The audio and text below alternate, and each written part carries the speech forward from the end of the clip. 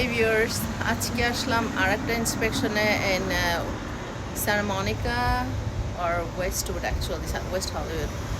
তো এখানে আমার পিছে যেটা দেখছেন এটা হচ্ছে টেসলার একটা ডাইনিং। তো এইটা আজকে ইন্সপেক্ট করতে আসছি।